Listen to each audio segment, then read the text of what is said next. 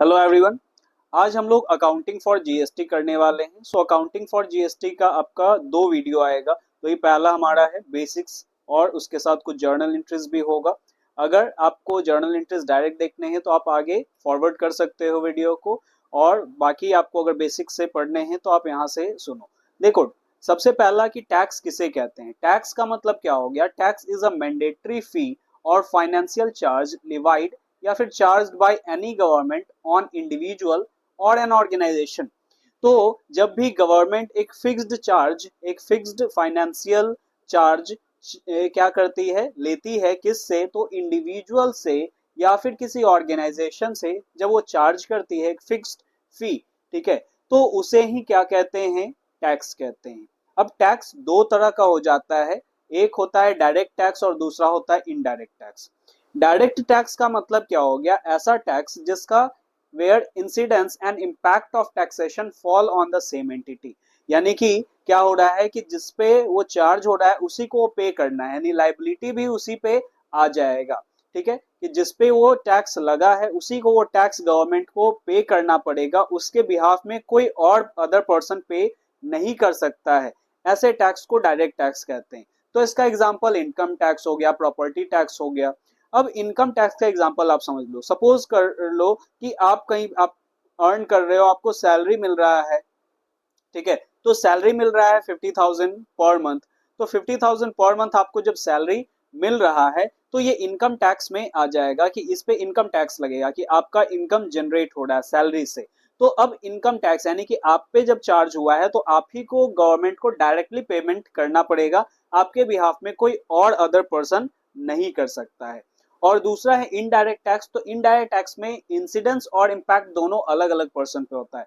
Incidence and impact का मतलब जिस पे लगा है ना, उसको पे नहीं करना है, लाइबिलिटी उस पे नहीं आ रहा है, उसके बदले में कोई और पे करेगा। ठीक है, गवर्नमेंट को वो पे तो कर रहा है अल्टीमेटली, लेकिन डायरेक्टली गवर्नमेंट को नहीं पे कर रहा है, उसके बिहाफ में कोई और अदर पर्सन पे कर रहा है। जैसे एग्जांपल है GST, goods and services tax. Goods and services tax का एग्जांपल आप यहाँ समझ लो कि जैसे मान लेते हैं कि आप शॉप से या फिर मॉल से आपने कोई सामान खरीदा है। सपोज करते हैं कि 1,000 रुपीज का आपने सामान परचेज किया है, तो अब इस पे जीएसटी चार्ज होता है, जीएसटी चार्ज होता है। तो आप जितने भी प्रोडक्ट परचेज कर रहे हो, जो भी गुड्स और सर्विसेज आप ले रहे हो, तो बहुत सारे गुड्स और सर्विसेज पे जीएसटी लगता है, गुड्स एंड सर्विसेज टैक्स लगता है। तो क्या गवर्नमेंट को आप डायरेक्टली जाके देते हो? नहीं, आप किसको देते हो? अब जैसे ये 1,000 का सामान है, लिस्ट प्राइस 1,000 है, अब इस पे मान लेते हैं कि 9% जीएसटी लग गया, ठीक है, या फिर मान लेते हैं 18% जीएसटी लगा, 9% वो आगे हम लोग देखेंगे कैसे बाइफरकेट होता है। तो मान लो कि 18% आपका जीएसटी लग गया। तो अब यहाँ पे 18% जो जीएसटी आपका लगा है, तो 180 रुपीज, 1,000 का 18% जो हो गया, वो कितना आ गया, वो आपका 180 रुपीज आ गया। ये 180 रुपीज प्लस आपको देना पड़ेगा, यानी कि 1,180 रुपीज आपको पे करना पड़ रहा है। तो ये 180 रुपीज जो है ये टैक्स का पैसा है। ये क्या हो गया, ये टैक्स का पैसा है, जीएसटी लगेगा इस पे, यानी कि ये जीएसटी है। ठीक है, अब ये जो जीएसटी है ये आप गवर्नमेंट को डायरेक्टली पेमेंट नहीं कर रहे हो, आप किसको दे रहे हो, आप दे रहे हो दुकानदार को। ठीक है, और दुकानदार फिर आपके बिहाफ में पेमेंट कर रहा है गवर्नमेंट को, आप डायरेक्टली पेमेंट नहीं कर रहे थे। लेकिन इनकम टैक्स में क्या था कि आपने अर्न किया है तो आप ही डायरेक्ट पे करोगे, आपके बिहाफ में कोई और अदर पर्सन नहीं पे कर रहा है। ठीक है, तो इनडायरेक्ट टैक्स का मतलब हमारा क्या हो जाता है कि जिसपे लगा है उसके बिहाफ में कोई और पेमेंट कर सकता है। ठीक है, लेकिन वो डायरेक्टली पेमेंट नहीं करेगा, इनडायरेक्टली पेमेंट करेगा। अब यहाँ पे आगे देखते हैं गुड्स एंड सर्विसेज टैक्स के बारे में, डिटेल में हम लोग समझते हैं। गुड्स एंड सर्विसेज टैक्स और GST is a single indirect tax that integrate all indirect tax within the Indian economy. The GST Act was passed on 29th March 2017 in the Parliament of India and came into effect on 1st July 2017. GST act एक single act है और जो बहुत सारे indirect taxes को integrate करता है, जोड़ता है। ठीक है, ये जीएसटी एक्ट पास कब हुआ था, 29 मार्च 2017 को पास हुआ था पार्लियामेंट में, और लागू कब से हुआ है, तो 1 जुलाई 2017 को वो लागू हुआ है। ठीक है, the idea behind it was to replace multiple layers of taxation with one tax. GST से पहले बहुत सारे मल्टीपल टैक्स लगते थे, ठीक है, बहुत तरह के टैक्स होते थे, जैसे सर्विस टैक्स हो गया, सेल्स टैक्स हो गया, वैल्यू एडेड टैक्स हो गया, लग्जरी टैक्स हो गया, सेंट्रल एक्साइज ड्यूटी हो गया। तो इस तरीके से बहुत सारे इनडायरेक्ट टैक्स एक ही प्रोडक्ट पे लगते थे, तो उसका रेट भी अलग अलग होता था। तो इसका कॉन्सेप्ट यही था कि बहुत सारे जो टैक्स लग रहे हैं उस सभी टैक्स को हटा दिया जाए और एक टैक्स रहे, कि जो भी सेलर है वो भी बहुत ज्यादा कंफ्यूज होता था कि अलग अलग तरह से टैक्सेशन होती थी। It has replaced 17 indirect taxes. तो 17 इनडायरेक्ट टैक्सेस हटाया ये, 9 state level taxes, 8 central level taxes and 23 cess of state and centre that existed earlier. तो सेस का मतलब ये आपका क्या हो गया कि ये भी एक तरह से गवर्नमेंट चार्ज करती है, टैक्स का ही फॉर्म होता है ये। सो 23 सेस हटा दिया और 17 इनडायरेक्ट टैक्स को हटा के ये सिर्फ एक कर दिया, सभी को मर्ज कर दिया। ठीक है, सो नेशन इसका, इसी के वजह से इसे वन नेशन वन टैक्स कहा जाता है। तो आप जैसे कॉमर्स आप पढ़ रहे हो, आप जब जीएसटी पढ़ रहे हो तो आप कंफ्यूज ना हो यहाँ पे, क्योंकि साइंस वाले बहुत ज्यादा कंफ्यूजन में रहते हैं वन नेशन वन टैक्स, ये जो कोर्ट है, ये जो वर्ड है, इसको लेके उनको लगता है कि पूरे कंट्री में एक ही तरह का टैक्स यहाँ पे लग रहा है, तो वन नेशन वन टैक्स। लेकिन ऐसा नहीं है, कि यहाँ पे इनडायरेक्ट टैक्स में one nation, through out the nation एक ही टैक्स लगेगा। अलग अलग पहले जैसे सेल्स टैक्स होता था, सेंट्रल टैक्स होता था या स्टेट टैक्स होता था, तो वो जो टैक्सेस होते थे तो हर एक स्टेट का अलग अलग होता था। तो अलग अलग, जैसे मान लेते हैं आप अगर पटना में हो तो पटना से आप मान लेते हैं बैंगलोर से सामान खरीद रहे हो, है ना, फिर या दिल्ली से आप सामान खरीद रहे हो, आप पुणे से सामान खरीद रहे हो, कोलकाता से खरीद रहे हो। तो अब जब आप सामान खरीद रहे हो हर जगह अलग अलग तरीके से टैक्सेशन होता था। ठीक है, तो हर तरीके से हमें डॉक्यूमेंटेशन बहुत ज्यादा करने होते थे। तो आइडिया यही था कि one nation, through out the nation एक ही टैक्स रहे। ठीक है, एक ही तरह का टैक्स रहे, एक ही रेट इंप्लीमेंट हो, अलग अलग मल्टीपल टैक्सेस यहाँ पे देने ना पड़े। इसीलिए तो आप अब समझ सकते हो कि वन नेशन वन टैक्स इसे क्यों कहा जाता है। डायरेक्ट टैक्स अलग है, इनडायरेक्ट टैक्स अलग होता है। Next, when GST was implemented, 1300 goods and 500 services were taken into consideration. इसके अंडर, जीएसटी के अंडर 1300 गुड्स और 500 services through out the economy covered होते हैं। तो इस तरह से ये बहुत सारे टैक्सेस को क्या किया, मर्ज कर दिया। इसीलिए जीएसटी को वन नेशन वन टैक्स कहा जाता है। जीएसटी का रेट स्ट्रक्चर कुछ इस तरह का है आपका, ये इसेंशियल आइटम या इंक्लूडिंग फूड, इस पे 0%। 0% का मतलब ये नहीं है कि 0% लगा है तो उस पे इसमें इंक्लूड ही क्यों किया गया। तो ऐसा है कि अभी नहीं लग रहा है, कभी और लग भी सकता है, या हो सकता है कि कभी ना लगे। तो गवर्नमेंट टू ये डिपेंड करेगा। फिर उसके बाद कॉमन यूज आइटम्स पे 5%, स्टैंडर्ड रेट जो जीएसटी का है वो 12% है, और maximum goods and all services standard rate 18% है। अधिकतर गुड्स पे ये 18% लगता है। ठीक है, फिर लग्जरी आइटम्स और टोबैको प्रोडक्ट्स पे 28% लगता है। फिर कुछ ऑब्जेक्टिव्स इसका हम लोग देख लेते हैं, ऑब्जेक्टिव्स क्या है।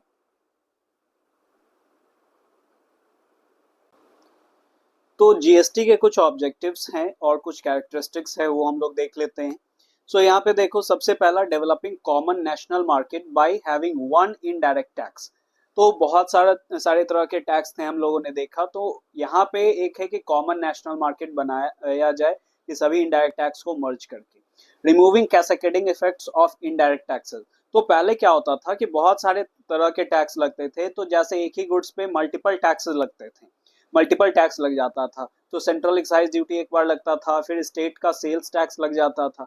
तो इस तरीके से एक ही गुड्स पे मल्टीपल टैक्स लग जाते थे। तो जीएसटी उस इफेक्ट को, यानी कि उसी को कैस्केडिंग इफेक्ट कहते हैं, कि टैक्स ऑन टैक्स जब लग जाता है तो उसको हटा दिया, कि एक ही टैक्स लगेगा पूरा का पूरा कंट्री में। ठीक है, फिर है ईज ऑफ डूइंग बिजनेस। तो ईज ऑफ डूइंग बिजनेस यहाँ पे क्या हो गया कि अब बिजनेस करने में आसानी है, कि मल्टीपल फाइलिंग्स हमें नहीं करना पड़ेगा। Reduce tax evasion. अब यहाँ पे क्योंकि जीएसटी जो है वो प्रॉपरली ट्रांसपेरेंट है, ठीक है, तो ट्रांसपेरेंट मॉड्यूल से होता है, एक एक चीज यहाँ जब पता चलता है, तो इसके वजह से टैक्सेशन में यहाँ पे टैक्स इवेजन यानी कि टैक्स की जो चोरी है वो कम हो गई है। अपलिफ्टिंग जीडीपी, तो जीडीपी भी हमारा ग्रो कर रहा है इसके वजह से। फिर उसके बाद अगर देखें तो it is a comprehensive indirect tax. Comprehensive का मतलब सभी को एक में ये लेके आ गया, तो बहुत सारे टैक्सेस को मर्ज कर दिया। ऑलमोस्ट हर एक तरह के टैक्सेस को जीएसटी मर्ज करके सिर्फ एक जीएसटी ही है हमारे पास। फिर है कि इट कैन बी कलेक्टेड और charge by registered tax payer. तो जो रजिस्टर्ड टैक्स पेयर होगा, जो जीएसटी नंबर लेगा, उसी को ये जीएसटी पे करना होता है, ठीक है, उसी पे जीएसटी चार्ज होता है। तो ऐसा ये मतलब नहीं है कि जीएसटी फिर नहीं ले कोई भी, ठीक है। तो ऐसा नहीं है कि अगर आप पर्टिकुलरली अर्न कर रहे हो तो जीएसटी उसे लेना ही पड़ता है, किसी न किसी तरह से गवर्नमेंट को पता चल जाता है कि ये पर्सन का अर्निंग क्या हो रहा है, ठीक है। फिर उसके बाद डेस्टिनेशन बेस्ड टैक्स या सेल क्या हो रहा है, तो जीएसटी क्योंकि इनडायरेक्ट टैक्स है। नेक्स्ट है GST is destination based tax. So destination based tax का मतलब क्या हो गया कि जिस भी स्टेट के द्वारा कंज्यूम किया जा रहा है प्रोडक्ट, उससे उसको जीएसटी का फायदा मिलेगा, ना कि जहां से परचेज हो रहा है। सपोज अगर आप यहाँ पे पटना में हो, है ना, और आपने कहाँ से परचेज किया है, तो आप सपोज कर लो कि दिल्ली से आपने प्रोडक्ट परचेज किया है। तो दिल्ली टू पटना ये जब आ रहा है, तो अब दिल्ली से प्रोडक्ट आपने परचेज किया, तो अब जीएसटी का जो फायदा है, जीएसटी जो लगेगा, वो किसको जाएगा, कौन से स्टेट को जाएगा। तो एक पार्ट तो उसका सेंट्रल को चला जाता है, और दूसरा पार्ट जो होता है वो किस स्टेट को जाएगा, दिल्ली को जाएगा या पटना को जाएगा। तो जहां पे कंज्यूम होने वाला है, जहां पे कंज्यूम होगा, यूज होगा गुड्स का, उस स्टेट को जीएसटी का फायदा मिलेगा, यानी कि वो टैक्स जो होगा वो इस स्टेट को चला जाएगा जो स्टेट कंज्यूम कर रही है, ना कि जो स्टेट सेल कर रही है। ओके, ना उसके बाद क्या है कि it is a value added tax. तो वैल्यू एडेड यानी कि आपने देखा था कि 1000 का आपने सामान परचेज किया तो 18% अगर लग रहे थे, तो वैल्यू एडेड की इस पे जितना भी वैल्यू एडिशन पे हमारा टैक्स लगेगा। अब वैल्यू एडिशन का मतलब एक ये भी आप समझ लो कि जैसे मान लेते हैं ए ने एक प्रोडक्ट बनाया है ना, तो ए ने क्या बनाया, तो ए ने सपोज कर लो कि कॉटन प्रोड्यूस किया है, ठीक है, कॉटन। अब ये कितने का, तो मान लेते हैं 100 का, तो 100 का ये फिर बी को सेल कर दिया 100 में, ठीक है। तो 100 में बी को सेल कर दिया, और बी ने इससे क्या बना लिया, बी ने इससे थ्रेड बना लिया, धागा बना लिया, ठीक है। और ये फिर 200 में फिर सी को सेल कर दिया, सी इससे क्या किया, क्लोथ बना दिया, ठीक है। और क्लोथ फिर ये 400 में मान लेते हैं डी को सेल कर दिया, ठीक है। और डी ने इससे प्रॉपर गारमेंट बनाया, प्रॉपर जैसे टी शर्ट बना दिया, शर्ट बना दिया, और इसमें उसने 900 में एक सेल किए। तो अब देखो कि हर एक पे अगर टैक्स लगने लगे, ये 100 पे भी टैक्स लगने लगे, 200 पे भी, ये 400 पे भी और ये 900 पे भी, तो एक ही प्रोडक्ट पे बार बार टैक्स लग जाएगा। तो वैल्यू एडिशन पे टैक्स लगता है। वैल्यू एडिशन का मतलब कितना वैल्यू ऐड हुआ, ठीक है। तो value addition output minus input हम लोग निकाल सकते हैं, जैसे 900 माइनस 100 800। तो यहाँ पे 800 पे एक्चुअल में क्या हो जाएगा, टैक्स लग जाएगा, जितना वैल्यू एडिशन हो रहा है। जैसे देखो यहाँ पे आपका वैल्यू एडिशन 100 हुआ, यहाँ पे 200 हुआ, और फिर यहाँ पे कितना हो गया 4 to 9 500, तो हो गया ना 800। सो 800 से आपका यहाँ पे क्या हो गया, फायदा हो गया, ठीक है। तो ये वैल्यू एडिशन पे ही टैक्स लगता है जीएसटी। फिर ये सप्लाई बेस्ड टैक्स है। सप्लाई बेस्ड टैक्स का मतलब क्या हो गया कि जब सप्लाई होगा, ठीक है, जो सप्लाई होगा यानी कि सेल होगा, एक्सचेंज होगा, बार्टर होगा, तभी ये टैक्स लगेगा, ठीक है, सप्लाई पे ही टैक्स लगता है।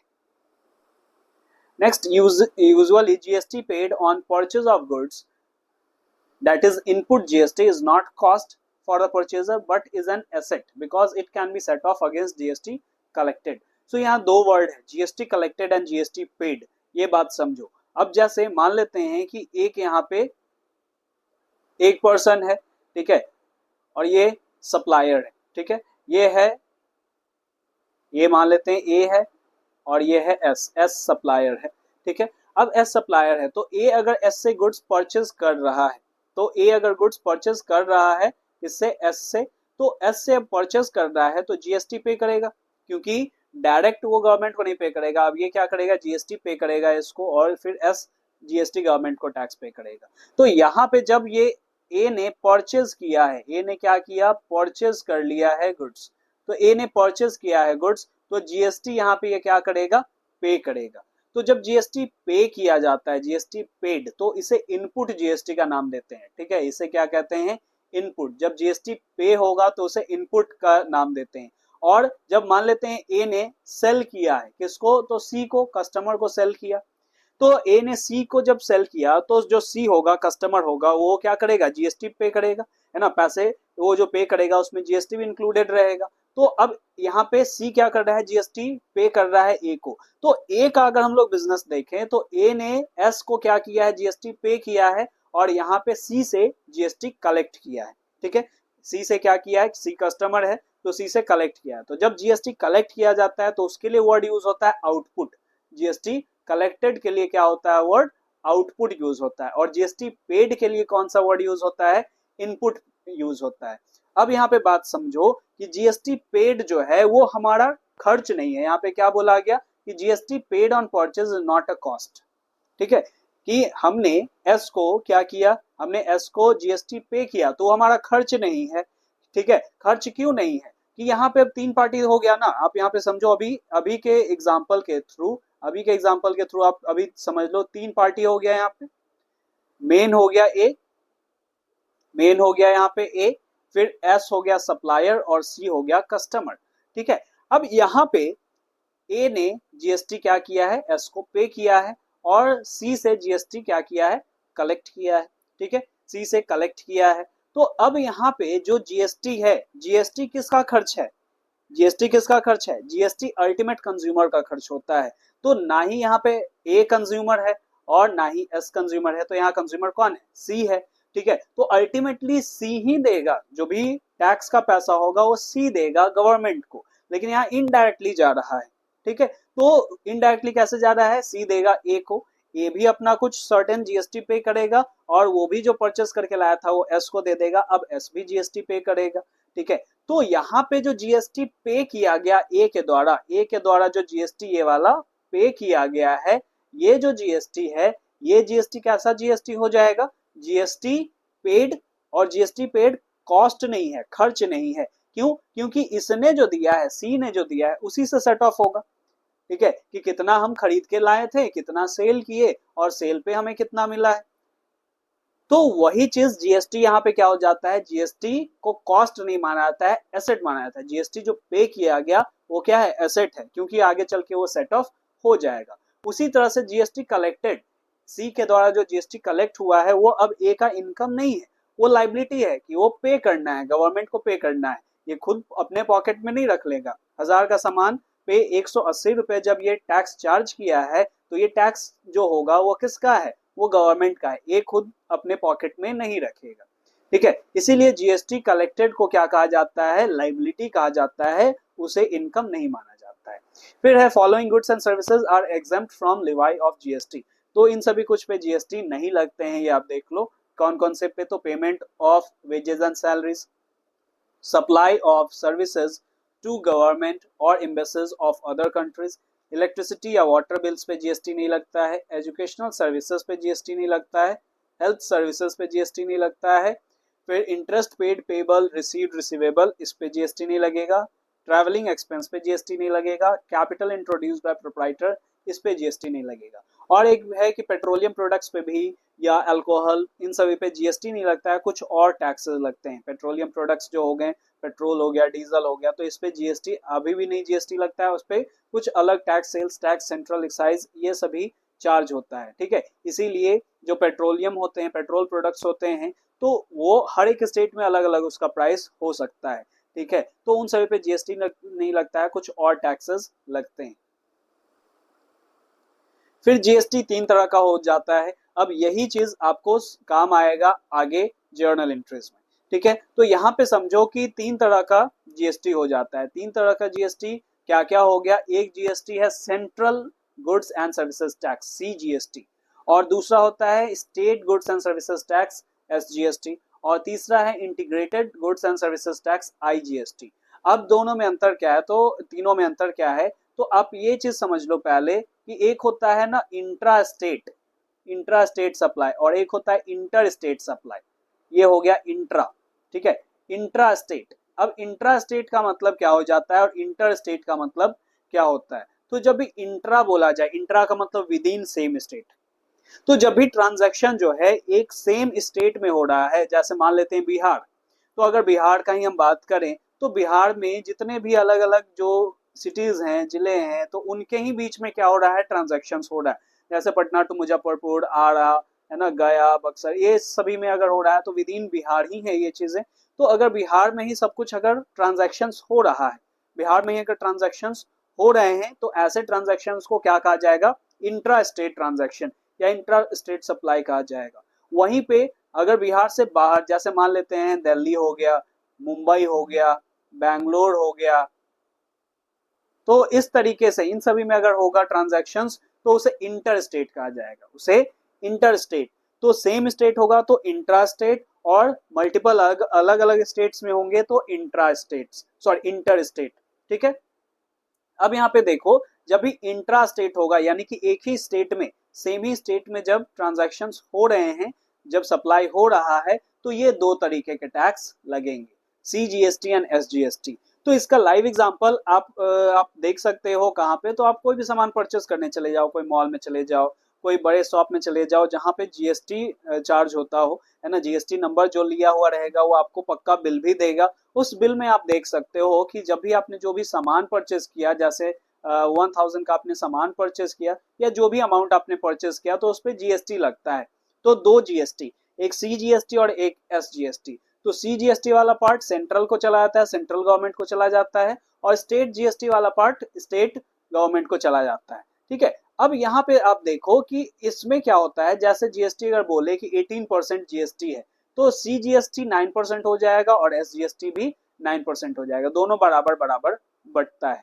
ठीक है, तो सेंट्रल आपका सेंट्रल गवर्नमेंट को, स्टेट गवर्नमेंट को चला जाता है। तो ये आप देख सकते हो कि मॉल से आपने कोई सामान खरीदा, तो आप उसके बिल में आप जब देखोगे तो देखोगे इसी तरह का कुछ बाइफर्केशन होगा, जो GST आपका चार्ज होगा। ठीक है, तो GST CGST क्या हो गया, ये इंट्रा स्टेट्स पे लगेगा और सेम ही रहेगा, और स्टेट हमारा यूनियन टेरिटरीज, और यूनियन टेरिटरीज के लिए UTGST इसको बोला जाता है। SGST के बजाय उसे यूनियन टेरिटरी में जब होगा तो UTGST कहा जाएगा, यूनियन टेरिटरी GST। ठीक है, उसके बाद इंटीग्रेटेड क्या हो जाएगा, इंटीग्रेटेड जब हम लोग इंटर स्टेट सप्लाई कर रहे हैं, इंटर स्टेट का मतलब एक से ज्यादा स्टेट अगर सप्लाई हो रहा है, तो इसका भी एग्जांपल आप देख सकते हो। जब जैसे मान लेते हैं अमेजोन से, फ्लिपकार्ट से आप कोई पार्सल मंगवा रहे हो और वो आपके स्टेट से बाहर से आ रहा है, दूसरे स्टेट से अगर आ रहा है, तो आप ट्रैकिंग में जाके देख सकते हो कि किस स्टेट से आ रहा है। तो आप जब देखोगे और जब बिल आएगा, जब वो गुड्स आएगा और आप उसके साथ बिल जब देखोगे, तो बिल में देखना वहां पे IGST चार्ज होगा। तो अभी जैसे यहाँ पे 18% अगर बोला गया ना, अगर इंट्रा स्टेट रहता तो 99% बढ़ जाता, आधा आधा बढ़ जाता है, 12% रहता तो 6% बढ़ जाता CGST SGST। लेकिन अगर इंटर स्टेट रहेगा तो कंप्लीटली ये 18% या 12% ये कहाँ जाएगा, IGST में चला जाएगा। ठीक है, और वहीं पे अगर विद इन सेम स्टेट हो रहा है तो क्या हो जाएगा, आधा आधा बढ़ जाएगा CGST और SGST में।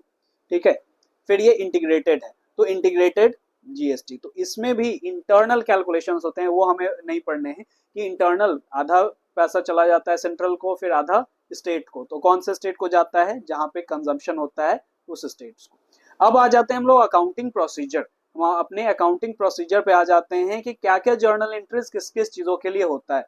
तो देखो, आप जर्नल आप पढ़ चुके हो, जर्नल एंट्रीज आप पढ़ चुके हो। तो जर्नल एंट्रीज जब आप पढ़ चुके हो तो आपको बहुत सारे जर्नल एंट्रीज अब पता है, जैसे गुड्स परचेज हो रहा है तो विदाउट GST आपने पढ़ा था purchase account debit to bank या टू कैश या टू क्रेडिटर्स, जिससे उधार में खरीद रहे हैं तो क्रेडिटर्स का नाम हो जाता था। तो यहाँ पे हमारा हो जाता था purchase account debit, purchase account debit होता था, और टू बैंक या क्रेडिटर्स हो जाता था। लेकिन अब GST है तो इंट्रा स्टेट, अभी हम लोग किसके लिए पढ़ रहे हैं, अभी हम लोग इंट्रा स्टेट के लिए पढ़ रहे हैं। ठीक है, इंट्रा स्टेट, ये वीडियो में इंट्रा स्टेट के बारे में पढ़ेंगे, इंटर स्टेट वाले नेक्स्ट वीडियो में हम लोग पढ़ेंगे। ठीक है, तो यहाँ पे देखो इंट्रा स्टेट सप्लाई हो रहा है, तो अगर हमने परचेज किया with in the same state purchase किया है तो purchase account debit, input GST, अब यहाँ पे देखो इनपुट GST अकाउंट डेबिट हो जाएगा और इनपुट SGST अकाउंट डेबिट हो जाएगा। तो अब जैसे हमने परचेज किया है, और परचेज किया है हमने कितने का, तो परचेज किया हमने 1000 का सपोज कर लो, और 1000 पे 18% GST लग रहा है। ठीक है, तो 18% GST लगा तो यहाँ पे क्या हो जाएगा, आधा आधा बढ़ जाएगा, 9% सेंट्रल को और 9% स्टेट को। तो 9% सेंट्रल को, 9% स्टेट को, यानी 90 रुपीज यहाँ पे इनपुट CGST हो जाएगा और इनपुट SGST हो जाएगा। ठीक है, और ये क्या हो जाता है, परचेज हमारा खर्च है।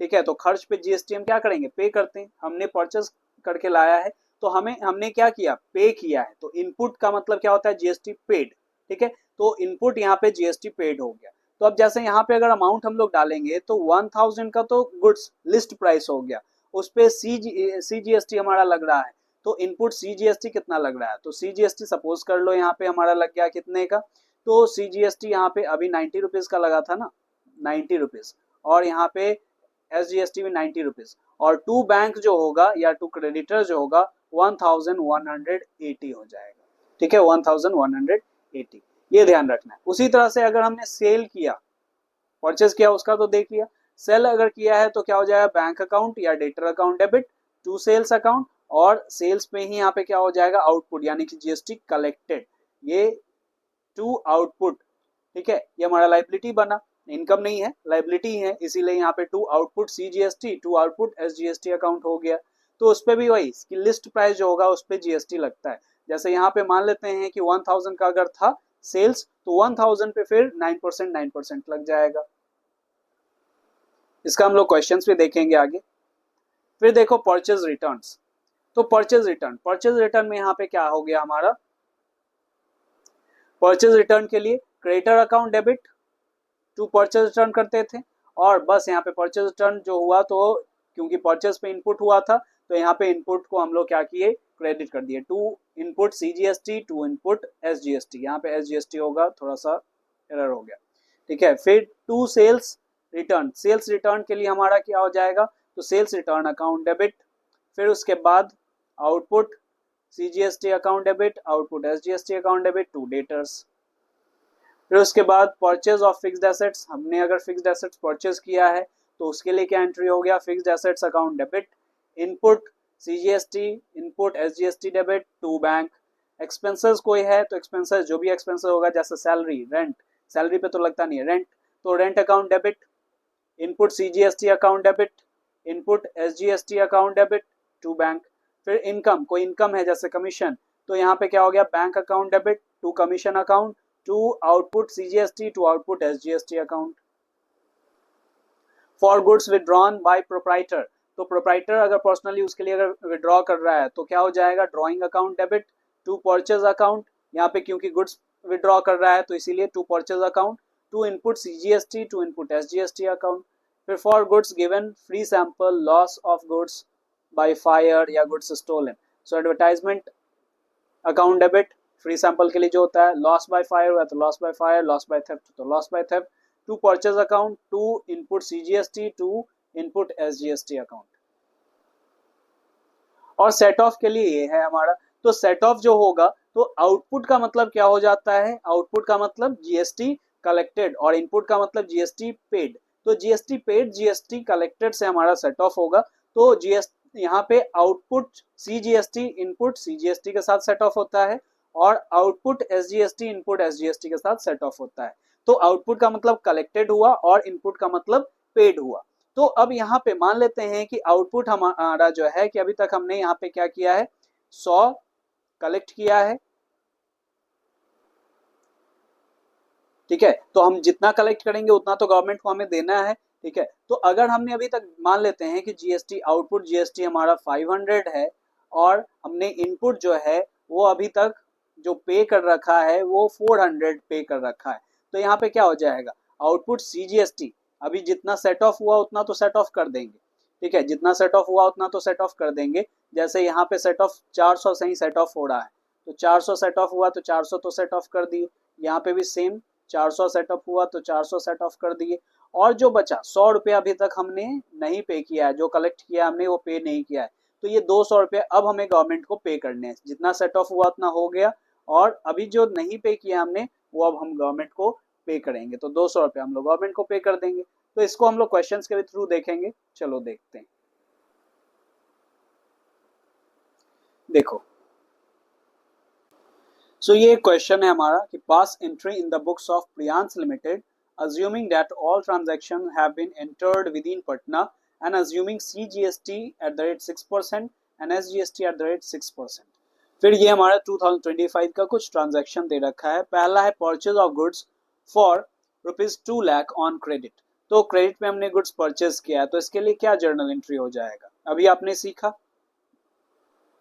तो तो परचेज अकाउंट डेबिट कितने का परचेज किया हमने, 2 लाख का परचेज किया, जीएसटी कितना था 6% था, तो 2 लाख का 6% सीजीएसटी, तो input CGST account debit 2 lakh का 6% 12,000, वहीं पे इनपुट एसजीएसटी अकाउंट डेबिट ये भी सेम हो जाएगा 12,000, और टू क्रेडिटर्स 2,24,000 दोनों जोड़ के, यानी परचेज में हमारा जीएसटी जुड़ गया। ये हो गया पहला एंट्री।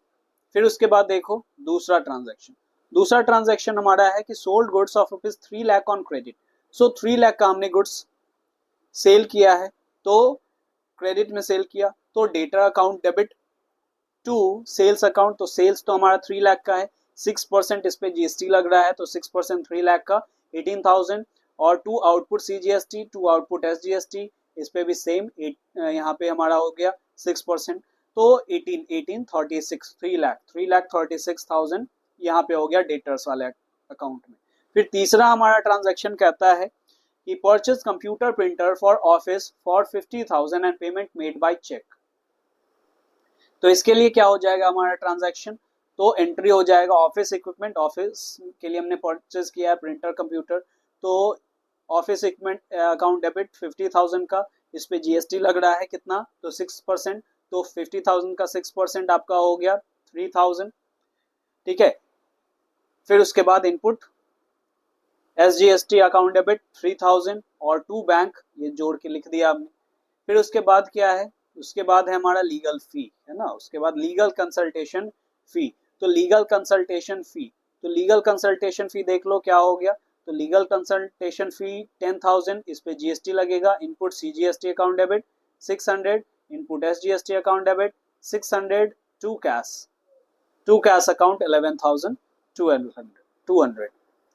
उसके बाद लास्ट है हमारा पेड रेंट 20,000 बाय चेक, तो चेक से हमने यहाँ पे रेंट पे किया है, तो देख लो रेंट पे किया हमने, तो रेंट कितने का पे किया, तो rent account debit 20,000, input CGST account 1200 6% लगा, और इनपुट एसजीएसटी अकाउंट 1200, ठीक है।